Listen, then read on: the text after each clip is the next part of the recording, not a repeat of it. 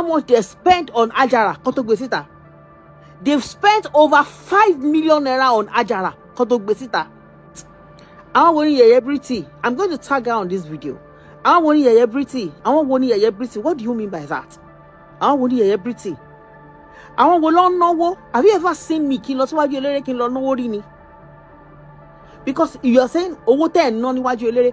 Have you ever seen me kí n mú owó kí n lọ ná níwájú eléré ni èló ni mò ń pa èló ni mò ń gbà? If you want to write this stupid comment, ó yẹ kẹ́ lọ kọ sábẹ́ àwọn tó náwó níwájú eléré ni. You are not supposed to write it. You don't have that right to come and write such thing under my comment section. Ṣé gbádùn ṣá? Sórí yín pé ṣá? They are doing it secretly. Wọ́n fẹ́ káwọn èèyàn mọ̀. Wọ́n fẹ́ kọ́ mọ̀ anything. Ìgbà tágbára àwọn ògbé mọ́ lèmi fún ara mi tó mọ̀. They did include àwọn èèyàn tó súnmọ́ Ajara. Wọ́n ti contribute over 5 million naira fún Ajara. Èèyàn kan ṣoṣo ó gbé 500,000 naira lẹ̀. And you say they are not helping themselves. They are not. What do you mean by they are not helping themselves? Kí lẹ mean by pé wọ́n help ara wọn? What do you mean?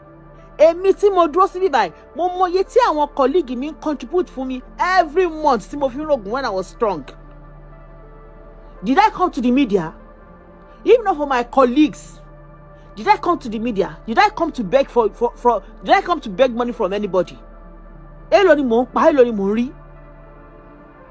Because you people just open your mouth and start vomiting trash. Tẹ́ bá ti mọ̀ kékeré báyìí, ẹ máa type ni. Ṣé ẹ wà okay? Ṣé ẹ gbádùn?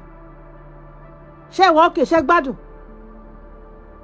Wọ́n ti dá over 5 million naira fún Ajara. Ìgbà tágbára wọn ò gbé mọ́. Not sorry, social media. If you don't know something, you will ask. Anyone know what? Have you ever seen me? Then if you want to write anything on, I want to know. Then you go to that comment section. I want to know what you go and write it there, not under my comment section. Are you mad or something? Let's be guided. This 2026. Let's be guided. John told you along. Let's be guided. If you come under my page and write rubbish, true, back to back. I'm not going to be silent anymore. Auntie Sheikh Badun, are you okay? Sheikh Badun, Sha. Sheikh Badun. Let's be guided. 2020, so let's be guided. Let's be guided, though. If you want to help, if you don't want to help, fashi.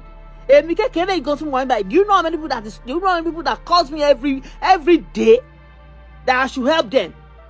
Do you know how many people calls me every day? Someone has called me from Oshogo today. Tí mi ò mọ̀ rí, tí mi ò rí rí.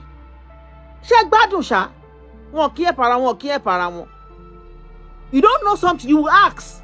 Ẹ wá corrupt this on the comment section. Don't you ever do that again. Don't ever do it again. Are you mad? Ẹ kálẹ́. Gbogbo gbàtẹ́ bá ti rí fídíò mi. Ọmọ yín ló network. Mo kí yín pé ṣe dáadáa lẹ wà. Wá sí nǹkan méjì tí mo torí ẹ̀ jáde wá nítorí ọ̀rọ̀ Ajara. Ó ní mo torí ẹ̀ jáde wá.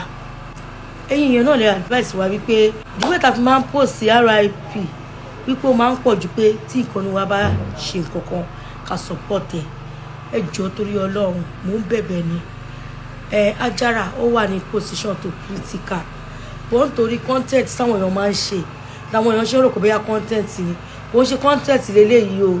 Òtútọ́ ọ̀rọ̀ lélẹ́yìí tó ń ṣẹlẹ̀ yìí o. Kò dẹ̀ ṣe dúró wò ní àyè tí Ajara wà báyìí kò ṣe dúró wò. I need the support ẹ̀yin èèyàn. Àdúrà gidigidi. I need láti tún ṣe kíni láti ràn wá lọ́wọ́ fún owó. Ẹ kún mọ̀ pé mi náà network mi báyọ̀ ṣe gbogbo nǹkan báyìí. Wọ́n jẹ́ àjọmọ̀ tí mo nífẹ̀ẹ́ sí.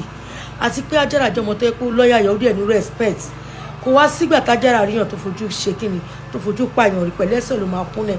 Ìyẹn tó wá kéré o. Ohun tó ń jẹ́ kọ́rọ̀ yìí máa dùn mí lọ́kàn tí mo fi jáde tí mi lè múra mọ́ ni pé kò sí ètò ẹ̀ fún Ajara kò ní bínú. Ó máa gbà. Ó tún máa ń sọ̀rọ̀ kan á ní òun fẹ́ lọlé òun fẹ́ lọ fún mọ́mí òun torí pé mọ́mí òun ní stroke. So ẹni owó tó bá rí ó fi ń tọ́jú màmá ẹ̀. So kì í ṣe pápá Ajara ò kì í ṣiṣẹ́ kì í pé kò kì í rí owó. Wọ́n yín náà ṣàmọ̀ condition tájára wà. So ẹ jọ̀ọ́ torí Ọlọ́run ẹ̀yin èèyàn wa nílé ẹ jọ̀ọ́ torí Ọlọ́run abẹ̀yìn ni. Ohun tó tún wá funny ni pé ó tún wà nínú oyún. Àti ṣe mọ̀ pé ó lóyún. Ìgbà tá bá fi mọ̀ pé ó lóyún la fi pariwo pé lọ hospital pẹ̀lú condition tó wà yìí wọ́n gbọ́dọ̀ place sórí treatment kó máa lò kó oríṣiríṣi. Àmọ̀ràn tí mo fún Ajara ní December nìyẹn. nígbà tá a mọ̀ pé oyún yẹn wà ń bẹ̀. So ó wá yà mí lẹ́nu sí bó ti ṣe ń sọ wípé liver kò yé mi ọ̀rọ̀ oyún la pé ó dẹ̀ lọ location pẹ̀lú ẹ̀ náà ó lè lọ Ìbàdàn ó lè lọ Ọ̀yọ́ kò tí ẹrù condition tó wà rárá so tó fi ń lọ síbi iṣẹ́. So ẹ̀yin èèyàn ẹjọ́ tó náà kì í ṣe content o ó ṣe content ẹjọ́ torí Ọlọ́run o ẹjọ́ a lè jókòó ká máa wò òun la ṣe tètè bọ́ síta anybody pariwo àkáǹtì tó wà lọ́wọ́ tó wá post síta yẹn òun náà ní kẹ́yìn èèyàn wa ẹ bá máa sanwó sínú ẹ̀ dẹni àdúrà dẹni tó bá túmọ̀ nípa nǹkan tó ń ṣe tó lè lò nǹkan tó bá tún lè lò fún tó lè jẹ́ kó wà òkè náà kí nira yẹn má pọ̀ jù àṣà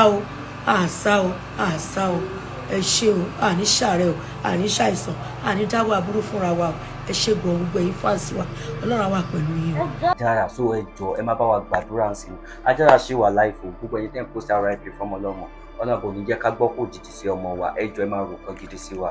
My name is Femi Adewale mo dẹ̀ kí gbogbo ẹ̀yin actor and actress tí ẹ dúró